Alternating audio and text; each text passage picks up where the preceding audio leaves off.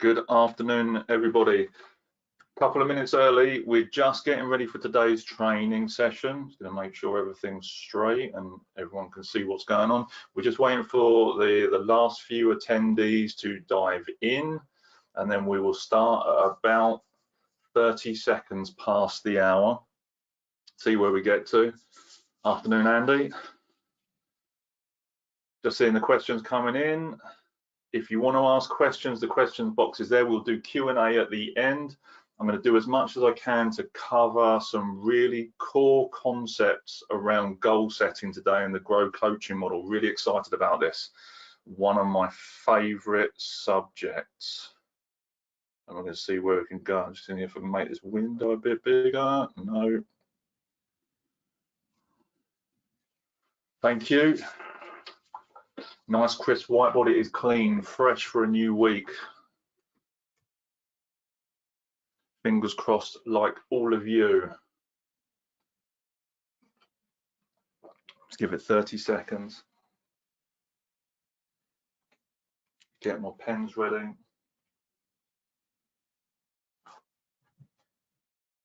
I'm sticking to the 4 colors here. I'm not sticking with my multitude of pens here, so I'm going to be using green, red, blue, and black.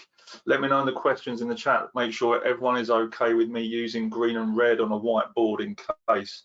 Please let me know, because I'm keen that if I put anything up there in these colors, that you can see them, that you can digest them and take them on board. Last couple of people coming in. Let's make sure you're set up for success. First thing is, do we all have drinks? Hydration. It's getting warmer. I want to make sure that you're all good. Today's episode is brought to you by Pucker Teas, Pucker Herbs, licorice and peppermint. Let's get into this content. Let's do this. Okay. Welcome to today's Sticky Learning Lunches. This one is going to be all about the G.R.O.W coaching model, and we're starting with goals. First of all, my name is Nathan Simmons, Senior Leadership Coach and Trainer at MBM, Making Business Matter, the home of sticky learning and the provider of leadership development and soft skills to the grocery and manufacturing industry. And these lunchtime learnings are all about giving you as much content as we can during these interesting times that we're experiencing, so that when you are managing, coaching, working with your people online, or even when you're returning back to work, fingers crossed in a couple of weeks' time, that you're able to utilize these skills and be the best version of yourselves. Today is going to be, as I said, all about the goal setting element of the G.R.O.W coaching model. Bear with me, there's a question coming in here. Colleagues not receiving links to the meetings for some reason. I have asked Sarah. Good, okay. So there's a couple of email addresses here. I'm just gonna, don't know if I can forward that. Copy. Bear with me. No. So I know Sarah, who is supporting me back of house for this. Sarah, there's a message here from Sai saying that one of the people didn't get any links to the broadcast. So I'm just hoping that that's going to be picked up and we can get connected with these. Right, so I'm just going to unshare my screen. Here we go. So how many people here, can you let me know in the questions, light up the chat box, how many people here know what the G.R.O.W coaching model is, have used it and understand it? Let me know in the chat box right now.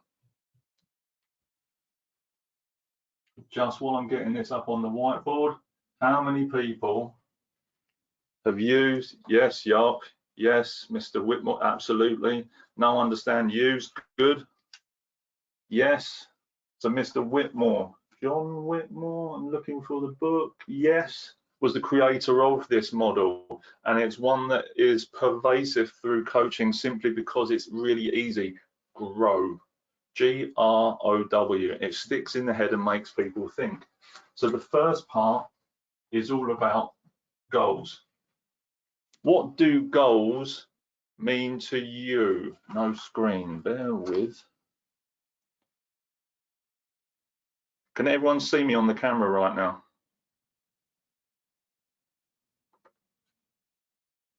Yes, yes, yes. Okay, grand. Okay, just making sure. Fantastic. Very familiar self, but team leaders need to embrace this. Yes, absolutely, Julie. We all need to be embracing this. So for you, right now listening to this, what does goal or goals mean to you directly? Let me know. Thanks, Si. I'm not sure everyone can see that question. He said, more a face for radio. So it's a face only a mother could love. Goals, endpoints, good. What else have we got? Goals identification should occur from questioning and probing. Absolutely, I'm going to get into that, as opposed to giving advice completely. As coaches, we never give advice. And we'll talk about that in the free coaching resource that we've got. We can provide a link to that shortly. Something to aim for, a topic area to work with, absolutely. So for me, the goal is a target. It's an end point. It's somewhere where we're always going. So we're always aiming for some sort of bullseye. Here. Like the archer aiming at a target, we need to understand where it is we're going. We need to have absolute clarity on what we are aiming at, what we would like to achieve, and what we want to accomplish. Absolute clarity. It's the same. It's like when we're buying a holiday. We don't buy the airplane. We don't buy the in-flight meals or movies. We're buying a destination. We need to know where we're going to. And the goal is all about getting the clarity on that when we're going there. And it's super important that we get super clear on that. And we need to start using more questions when we're talking to our people. Because if we're setting things without that definition, people aren't going to know where they're going to. Because vague goals lead to vague results. So it's through the questioning that we use when we're setting or when we're working in the goal setting area that is going to give us that enthusiasm, that excitement of, oh, that's really interesting. Oh, look, there's my holiday in Cancun. Oh, look, there's my skiing trip in Switzerland. I'm going to get excited about that, like I'm going to get excited about my goals and where I'm going. Because definition of destination escalates enthusiasm. It's the same with holidays and it's the same with our lives. But the problem is we spend more time planning a 2-week holiday to Mexico than we do with what we're doing with our lives. And this is the thing with the people in our teams, because people, their leaders, their managers previously haven't got into the depths and asking them questions to help them find that for themselves, rather than giving them the advice and telling them what to do and helping them to get the same job as them or a similar position. And it's really important that when we get into this is that parenting and leadership are not two sides of the same coin. They're one and the same thing. When we are leading, it is like being a parent. These people become our work children.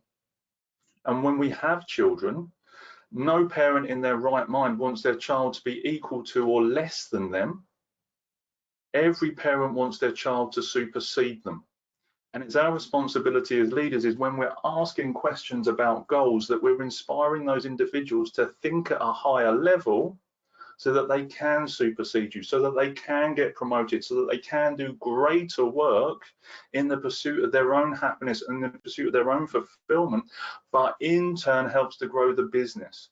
And as a result of them doing that, what you will experience is the equivalent of parental pride in the people you work with, the teams that you lead, and the individuals that you support. So it's got to get crystal clear with this coaching questions, this goal setting, is asking people to help them create their own destination that is aligned to the business and helps both elements to exceed and succeed. Absolute clarity. So goals, let's drop back into that for 2 seconds. Getting that clarity in our goals, what 2 pieces of information do we need if we are using SatNav? What 2 pieces of information do we need to put into our mobile phones or whatever device we're using that makes SatNav work?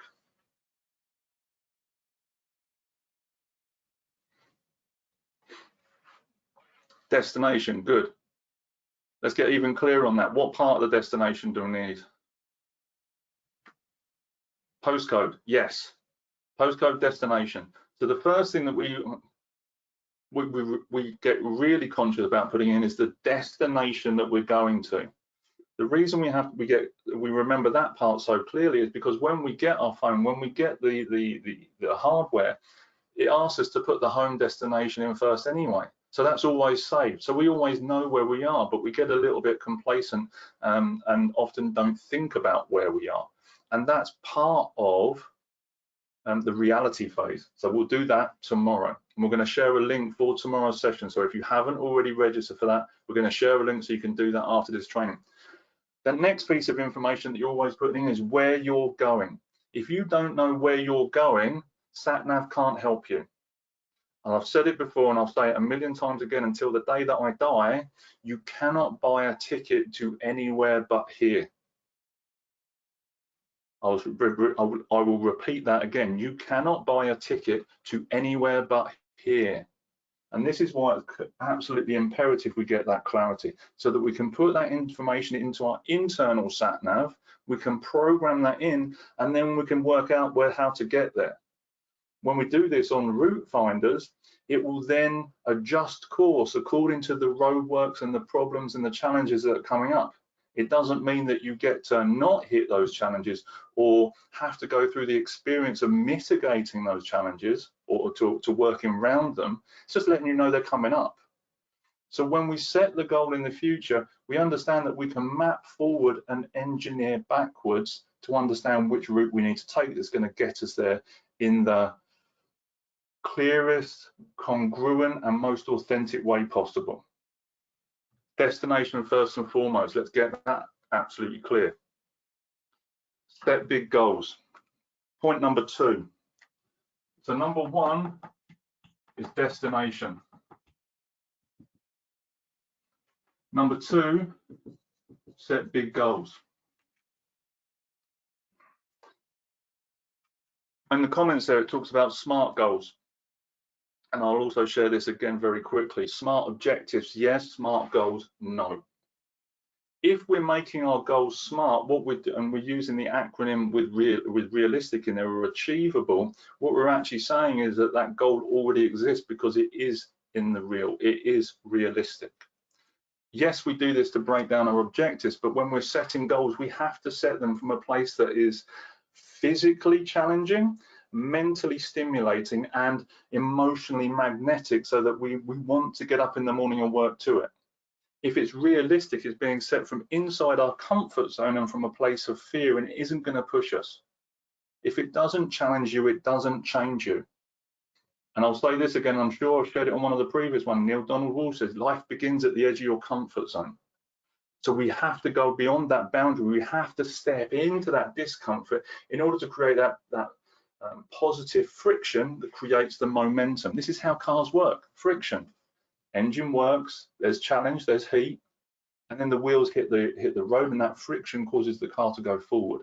Now, without friction, you don't get to move. So it has to challenge you in some way, shape, or form. It has to be outside of your known capacity. When I say set big goals, is you have to aim a little bit higher. Because what happens is if you get a little bit of a reduction, or you've got something that causes a risk that you didn't foresee coming, the aiming higher just gives you a little bit of slack to play with, so you still hit your target. If you put in just enough, if you imagine the long distance archer aiming at the bullseye, the long distance archer aims at the bullseye over a long distance, what's going to happen to his arrow if he's aiming just at the bullseye? Tell me in the questions or the chat box, what's going to happen if the long distance archer aims purely at the bullseye? What's going to happen to his arrow?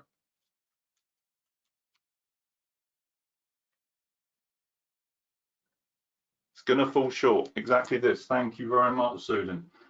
Over the course of the distance, the arrow is going to do that. So before the arrow even reaches the target, you're going to end up in the grass. So what you have to do is you have to be aiming at the top of the target. So the arrow goes up and comes down. It gives you enough room to play with in case something happens. So as the arrow goes up, the curvature of the trajectory allows it to fall, and you still fall head and shoulders above your competition. Let me put this in kind of a work context. I was working in a sales team. The target was 40%, and we just struggled.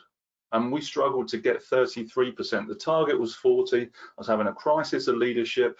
I couldn't get the message across, and the team was struggling, and there was a couple of great players, but people just weren't motivated because they were aiming at the 40%, and they were falling short by 7%. So at the beginning of the next year, I got in there and we had this big conversation and said, look, this is the situation. This is what we're going to do. At the end of this year, we are all going to be in different jobs. Absolute clarity on where we're going. We're all going to get promoted. We're all going to be in different jobs. This is how we're going to do it. And we talk about the options later in this week. As a result of that shift, what I did is I put the target up 5%. I set our target higher than anyone else in the department by 5% more. What do you think happened to the results of that team within 6 months? I'd love to see your responses. A 5% increase in their target, closer to 38, it definitely went up. I increased their target by 5%. Their sales performance went up 9%. So they went from 32% to 33% to 42% in 6 months. And they had the leading performance in the department and the smallest team and the highest amount of revenues created because of that extra little bit of tension, but they were aiming higher. That actually made the goal interesting, stimulating, and on target. Let me give you another question here. Your significant partners, your husbands and wives, emotionally, or even however, whatever part of your relationship, if they put just enough into your relationship, how long would you stick around for? If your significant partners put just enough into your relationship, what would happen to your relationship? 1, they'll get the boot. That's not me saying that, by the way. That's a comment over here in the questions box. 18 years so far. I would think in the nicest possible way that if you have been married for 18 years, you are putting a hell of a lot more in than just enough. It's the same with our relationships, and it's the same with the activities that we take to put into our goals. When we set big goals, they stimulate us. They can cause a certain amount of resistance and fear, and we'll talk about that as the course of this week goes on. So it's important we understand that, yes, it's going to create internal challenge. It's going to create an internal dialogue. It's how we focus that dialogue that gets the actions. The part that then makes this happen is as we start to develop and we start to focus on creating those goals, the last element that I'm sharing here is this around your goals. It's not about achieving the goal. When we're setting goals physically, emotionally, whatever, it's never about achieving the goal. It's about the person you have to become in order to make the goal a reality. Let me say that again. It's not about achieving the goal. It's about the person you have to become in order to make the goal a reality. So no matter how big you make the goal, how ambitious it is always going to be about the learning, development, and the acuity that you have to develop, the EQ, the IQ, whatever, the mindset, the heart set, the skill set that's going to make that a reality. And when you develop all those elements and you're focusing them intently on getting to that outcome with that absolute clarity of where you're going, then the goal will make itself apparent to you. Then the opportunities will come together so that you can move into that. So point number 3,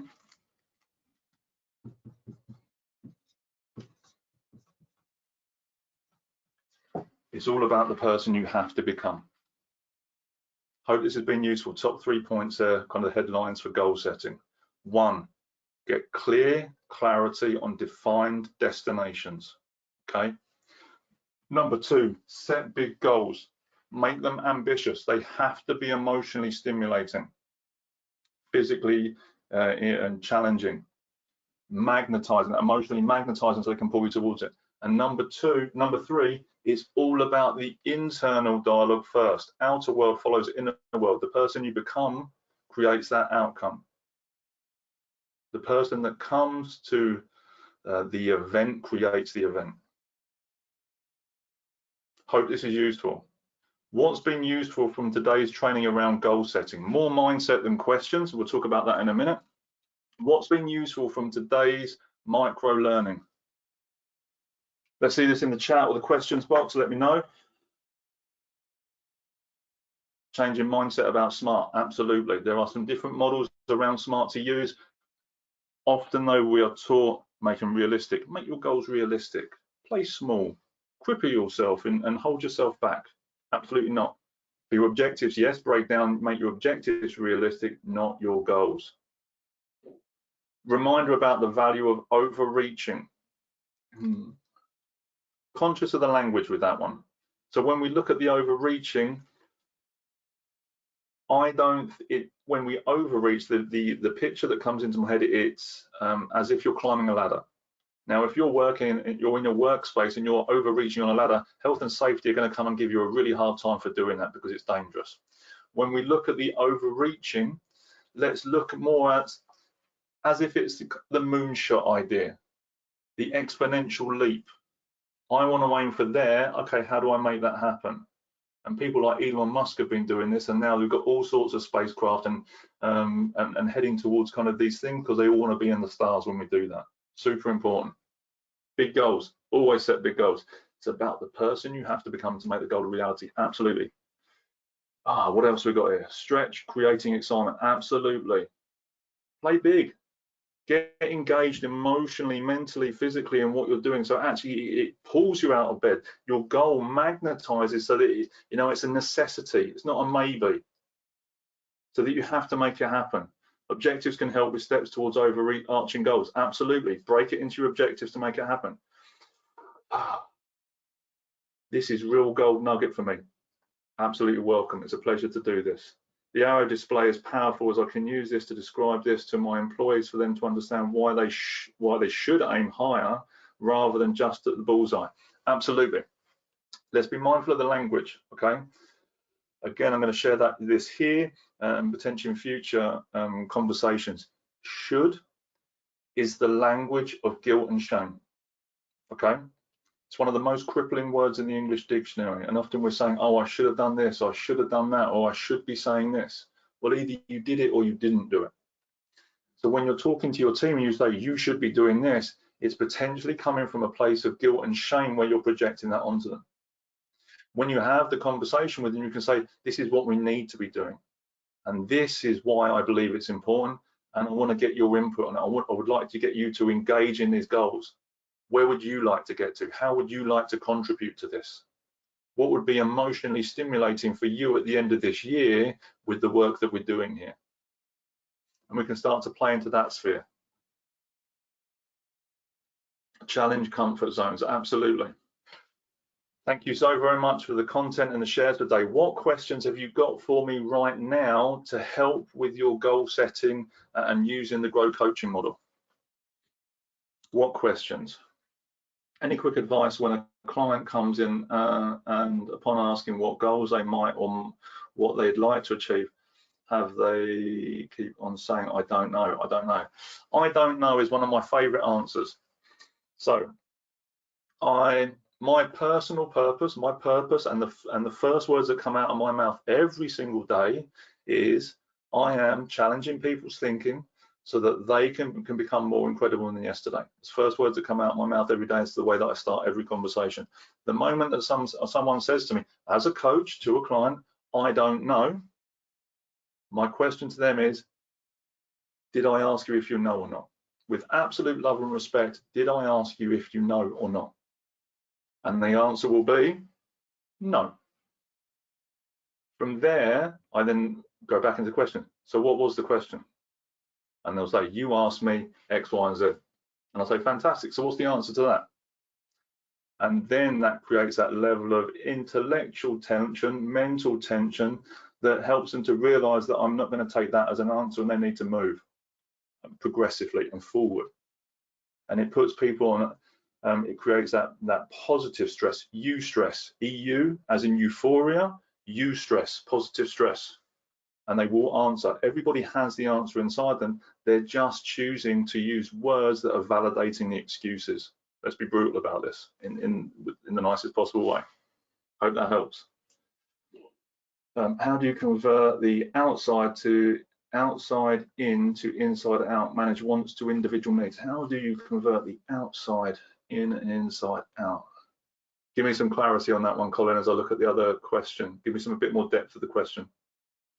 Can I suggest to aim for your ideal situation? Interesting to explore this. Can I suggest aim.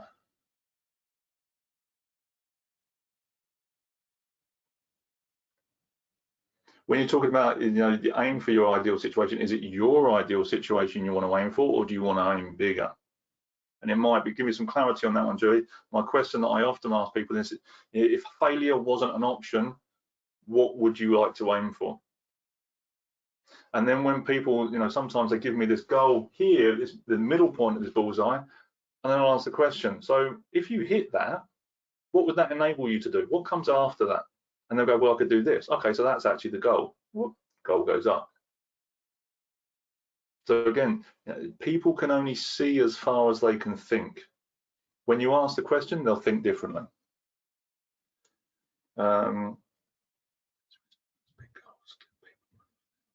Okay, so the risk aversion is huge. Again, it's coming from a place of comfort. It's inside the comfort zone. People run for the hills, and some even see big goals as being unrealistic. Yes, absolutely. It's because they've learned how to do that, though. As being unrealistic, as use an excuse to moderate expectations. Absolutely. So what we do is we lead by proximity. So I'm an avid gardener. I've been on the allotment most of the weekend. I am in absolute agony right now physically. The greatest fertilizer is a gardener's shadow. And I'm not talking about micromanaging. What I'm talking about is just being there to see the weeds, being there to see the slugs, being there to see the problems so you can eliminate them and remove the barriers to enable your plants to grow to their fullest. So when we start setting these big goals, we have to understand that 95, if not 98% of the world are going to be caught in a trap of living realistic. Why? Because that's what their parents told them to do. That's what their teachers told them to do. Don't do that. It feels uncomfortable. Don't do that because great grandpa so-and-so failed at doing that. So we don't want you to do it, and we don't want to see you get hurt. Well, the problem was great grandpa, whoever, lived in 1753.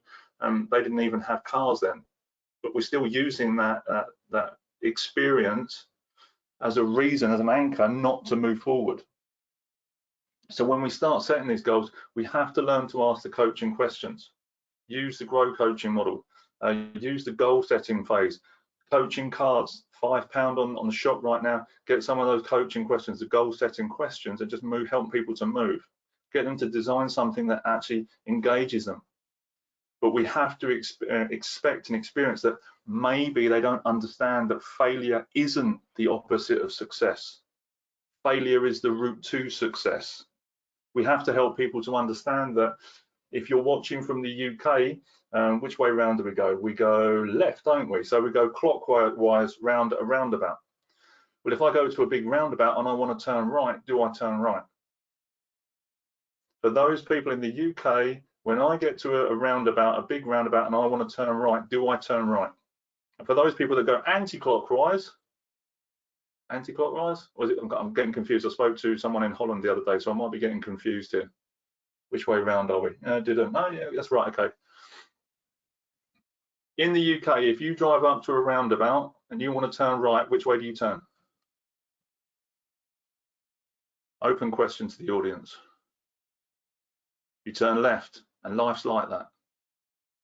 Life is like this. Sometimes the river goes the wrong direction and you're left perplexed as to why it's happening. And instead of actually maybe going with the flow and understanding we're still going to get to where we need, and I'm still going to have a team that was 42% in sales performance, top in the department, and 2% above target. Did we get upset because we didn't hit 45%? No, we celebrated because we hit 42%, and no one else had ever done it.